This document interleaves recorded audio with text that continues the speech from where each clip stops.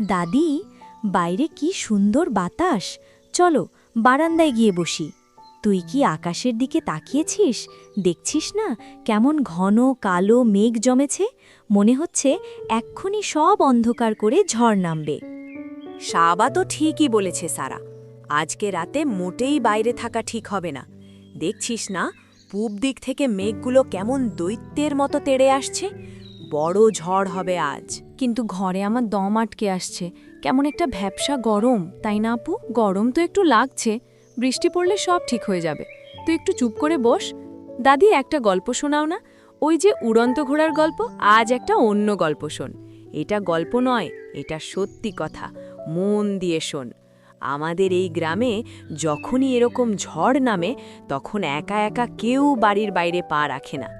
বিশেষ করে গ্রামের মাথায় ওই যে বুড়ো তেঁতুল গাছটা আছে, ওটার তলা দিয়ে দিনের বেলায়ও কেউ একা যেতে সাহস পায় না, আর রাতে তো দূরে থাক। কেন দাদি, তেঁতুল গাছে কি আছে?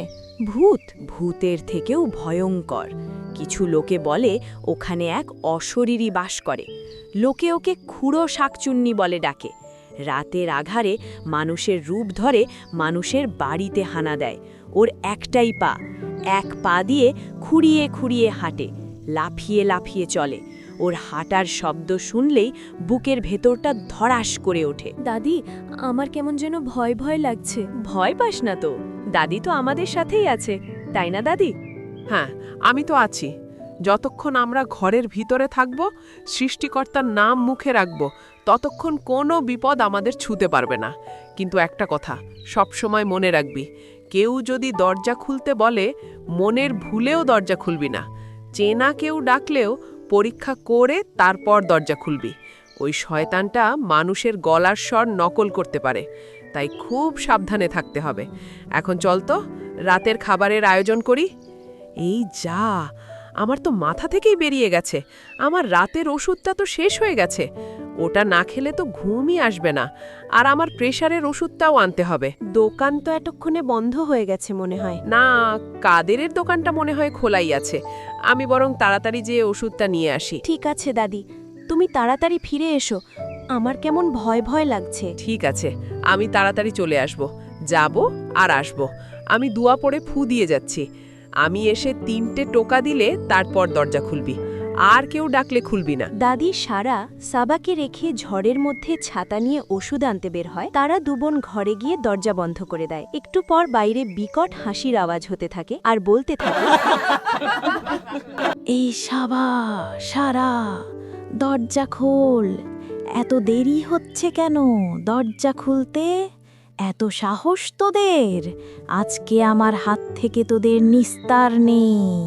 কে তুমি? ভয় দেখাচ্ছ কেন? তুমি কি ওই তেঁতুল গাছের পেতনি? তাহলে চিনে ফেলেছিস? বুদ্ধি তো কম নয় দেখছি। হ্যাঁ, আমি খুঁড়ো শাকচুন্নি, এক পায়ে চলি। আজ তোদের মাথা চিবিয়ে খাবো, তোদের রক্ত খাবো আমি। আমরা মরে গেলেও দরজা খুলবো না। আপু, আমার খুব ভয় করছে। দোয়া পড়তে থাকবোন। একটু পরেই দাদি চলে আসবে, তখনই পেতনিটা আর আমাদের ভয় দেখাতে পারবে না। এই সাবা, সারা, দরজা খোল বলছি, না হলে কিন্তু ভেঙে ফেললাম দরজা। এরপর শাকচুন্নি ভয়ঙ্কর কণ্ঠে বলতে থাকে, আমি খুঁড়ো শাকচুন্নি, অন্ধকারে থাকি। হাতে আমার ভাঙা শাখা, মাথায় রুক্ষ চুল। আমার পিছু ডাকলে পরে করবে মস্ত ভুল। শেওড়া গাছের মগ ডালেতে পা ঝুলিয়ে বসি। অন্ধকারে একলা পেলে গলাটা দিই কষি। নাকে নাকে কথা বলি, খেলতে ভালোবাসি। ভয় পেলে তোর রক্তহিম, আমার খিলখিল হাসি। হা হা হা হা, হা হা হা হা।